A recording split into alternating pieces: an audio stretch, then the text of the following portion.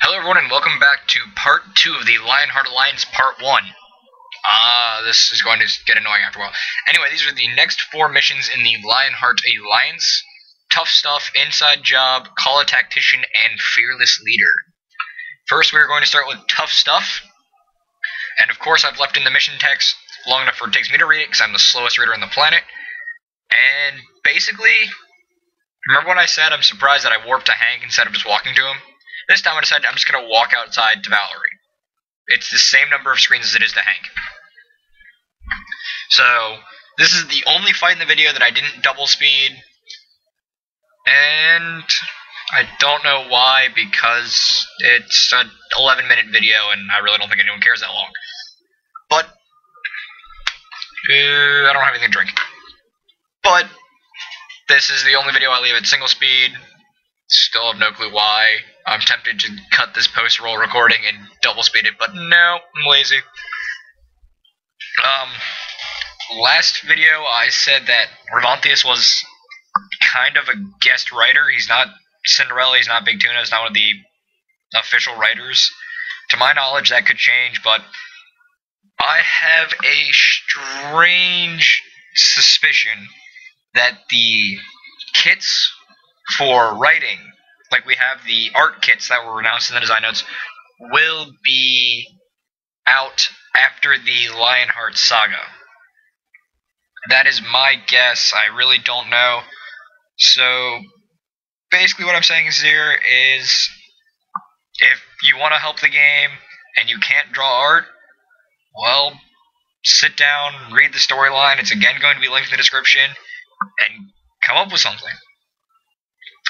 Both myself and Trans have come up with storylines. Neither of us have heard anything back, which is kind of to be expected. So, I mean, the only thing stopping you from sitting down and writing a storyline is you. Now we're on to Inside Job, where we are going to go fight the Overlord Guard to get him to give us information on the Kaiser. Yes, we have to fight him to get information when he's supposed to be helping us. I am going to point out that if you're going to make your mission all like this, I understand there's a lot of games that it's like, oh yeah, double time, that, oh, you beat this person, they're going to help you now. It's kind of a loose way to do it. I know that in past mission chains that might have even gone rare at this point. I haven't read up on the actual mission chains in a really long time. We would have to go around and I'll help you if you help me, and that's a much more reasonable tactic to go about these things.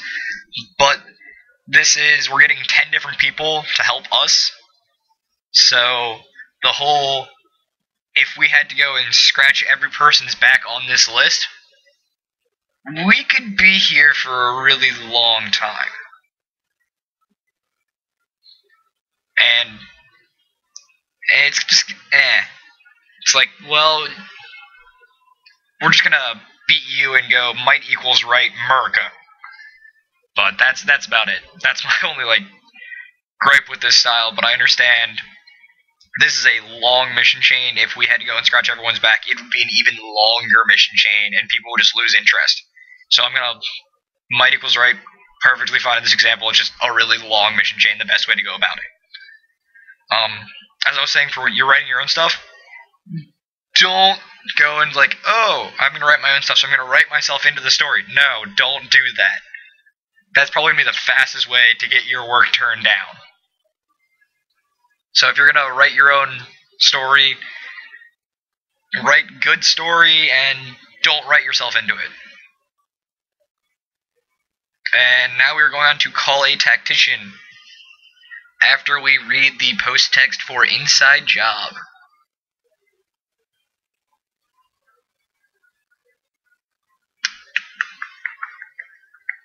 There we go. Man, it's up my eye, and I'm yawning. No, that was really unprofessional. Jeez. I kinda wish this is like a whole gripe into the world of recording.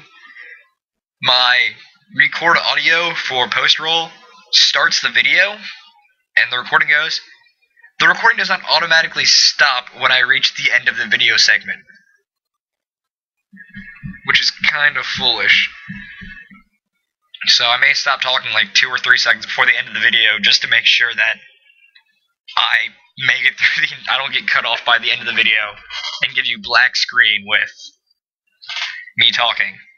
That'd be kind of foolish. Now, call a tactician. We have to beat the lawman,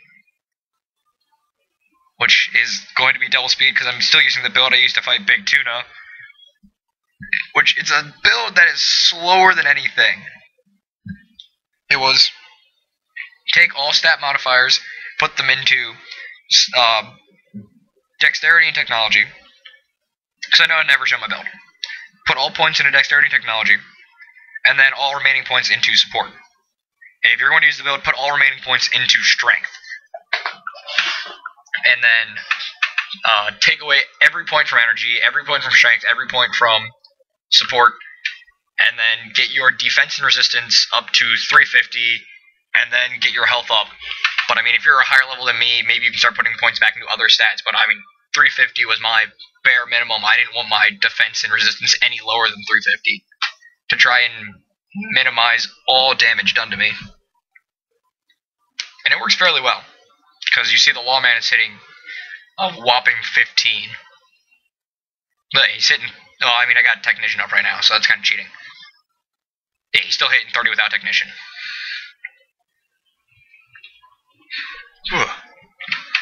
Basically, I used defensive skills until they drained all their energy, and then just used my defense to minimize all the damage they could do.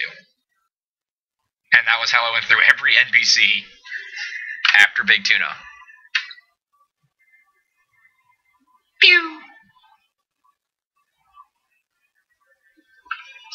And then, from Call a Tactician, we go to fighting Slayer, who, if I remember correctly, Slayer's actually incredibly broken, and if you just run a character with incredible defense, he can't touch you, because all of his attacks are physical. I think if you look around on YouTube, you can find like level 10s and 12s beating Slayer, because he's so broken. I'm running into a problem with doing a bunch of videos back to back, in that I'm running out of things to say. I've talked about my suspicion of when the mission kit's going to come out, and we're probably going to get some more guest writers, because to my knowledge, Charfade is the writer, and she's an artist, so she's got a lot on her plate. It's kind of unfair, but it's how the cookie crumbles. When you're on a small team, someone's got to wear a lot of hats. So I do like the fact that they're going, okay, we're just going to bring in a bunch of community-created stuff.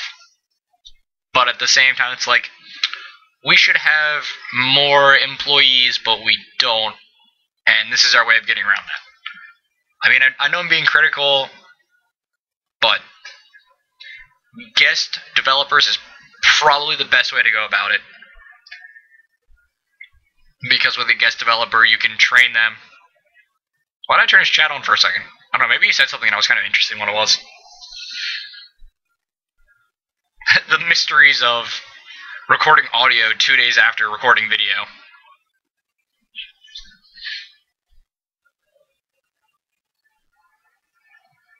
I lost my train of thought because I distracted myself. OCD! Sorry, not OCD, ADD.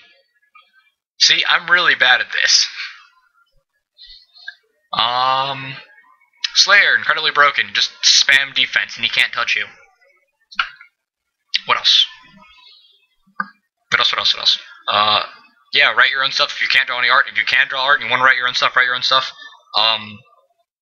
If you want to just set challenges for yourself, I know Charfade's doing the EpicDuel, and basically what I would do, one of the colleges that I was looking at applying for, but I didn't apply to any colleges because I'm moving, and then I'm moving around the same time colleges would start, so I'd have to move and then immediately move again.